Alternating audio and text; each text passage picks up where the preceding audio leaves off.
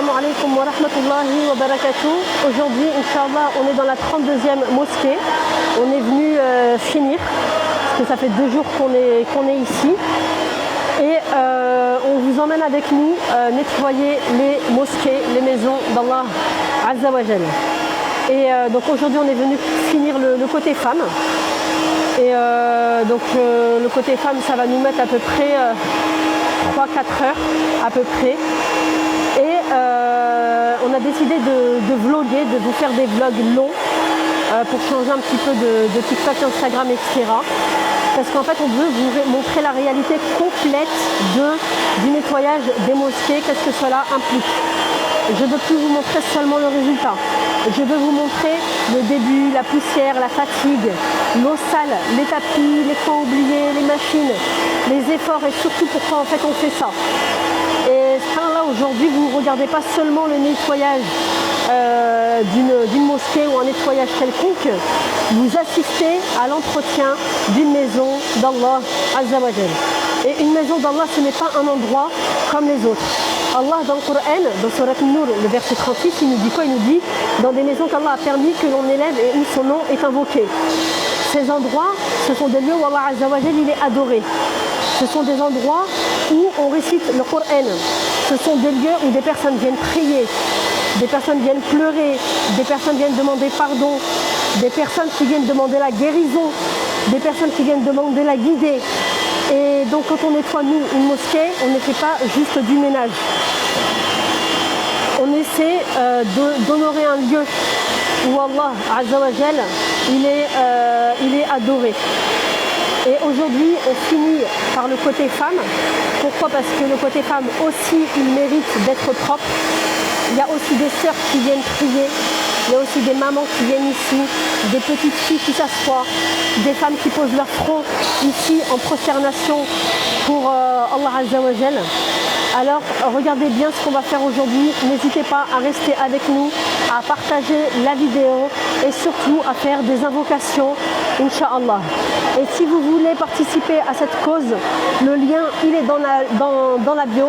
1 euro nous permet de nettoyer 1 mètre carré de tapis de mosquée. Et pour tous ceux, Inch'Allah, qui viennent d'arriver, on est à la 34e mosquée, Inch'Allah. Khidmat al-Masajid, on nettoie pas seulement, on nettoie plutôt et on entretient les mosquées gratuitement, toutes les mosquées au Maroc. Parce qu'on est au Maroc. Notre objectif, il est d'atteindre les 100 mosquées d'ici la fin de l'été, Inch'Allah.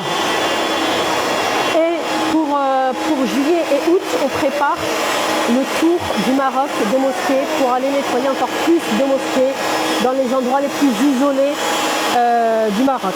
Et alhamdulillah, on demande à Allah Azza wa Jal qu'il nous facilite cela.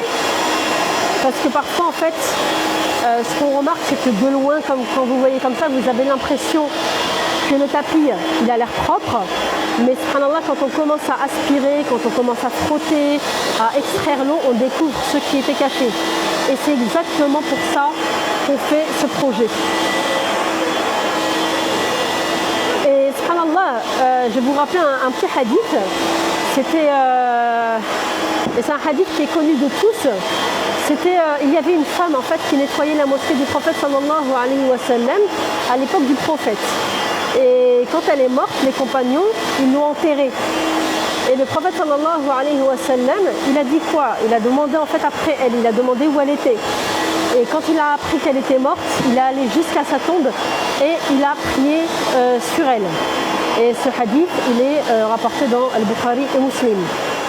Et par ce hadith, en fait, on voit la valeur de cette femme. Elle n'était pas connue pour sa richesse. Elle n'était pas connue pour un grand statut qu'elle avait dans la société. Elle était connue parce qu'elle nettoyait la mosquée du prophète sallallahu alayhi wa sallam. Donc il ne faut jamais, ce qu'on apprend en fait de ce hadith, c'est qu'il ne faut jamais mépriser le nettoyage d'une mosquée.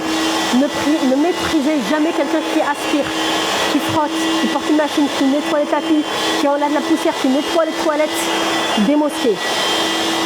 Et peut-être que personne, les gens le voient ou personne ne les voit, mais Allah Azza wa Jal, il voit tout.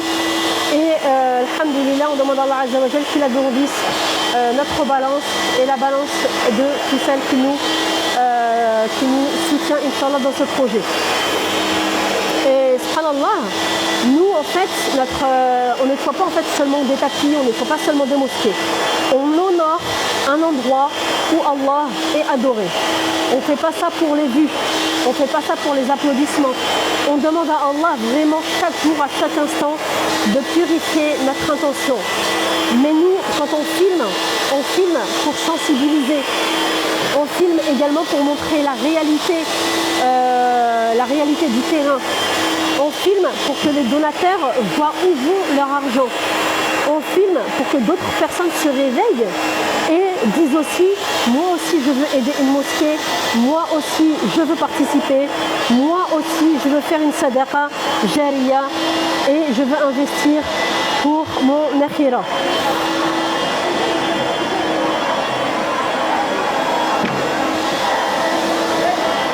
N'hésitez pas, Inch'Allah, mes frères et mes sœurs, de partager ce live, de partager cette vidéo. Pas pour moi, pas pour la visibilité, partagez parce que peut-être qu'une personne va tomber sur ce live, sur cette vidéo et va aider une mosquée. Peut-être qu'une personne va voir cette eau sale et va comprendre que les mosquées ont besoin d'entretien. Peut-être qu'une personne va donner 1 euro. Peut-être qu'une personne va faire une doua qui va être acceptée.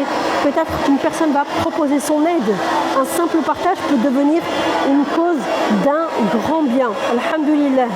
Et Allah Azza wa Jal, il nous dit quoi? Il nous dit quiconque fait un bien du poids d'un atome le verra. Et ça c'est dans Surat Al-Zalzala, le verset 7. Donc vraiment, il ne faut jamais sous-estimer. Il ne faut jamais sous-estimer en fait une petite action. Il ne faut jamais sous-estimer un partage. Il ne faut jamais sous-estimer un commentaire. Il ne faut pas sous-estimer non plus 1 euro ou une doua. Peut-être que toi tu vas l'oublier, tu vas venir, tu vas donner, tu vas partager. On est au Maroc. On est au Maroc, dans la ville de Tétouan. Peut-être que toi tu vas venir et tu vas oublier, mais Allah Azza wa Jal, lui, il n'oublie pas. Et pour tous ceux qui demandent comment participer, le lien il est dans la bio. Le nettoyage il est gratuit pour les mosquées, mais les produits coûtent de l'argent. Les machines coûtent de l'argent. Les déplacements coûtent également de l'argent. L'essence également on le paye. Les réparations également on paye. Les tapis, les étagères, les murs, les salles d'ablution, tout ça demande des moyens financiers. Et même un petit don, une petite aide peut vraiment être un grand bienfait pour les maisons d'Allah Azza wa Jal. Et bien sûr, on ne force personne. Celui qui peut donner, qu'Allah le récompense. Celui qui ne peut pas donner, qu'il partage et qu'il fasse une dua pour nous. Et subhanallah, imagine le jour du jugement dernier. Tu as fait ce don et tu as oublié ce petit don que tu as fait de 1 euro. Tu as oublié ce partage que tu as fait. Tu as oublié ces quelques euros que tu as donnés pour une mosquée. Mais Allah Azza wa Jal, lui, il ne les a pas oubliés.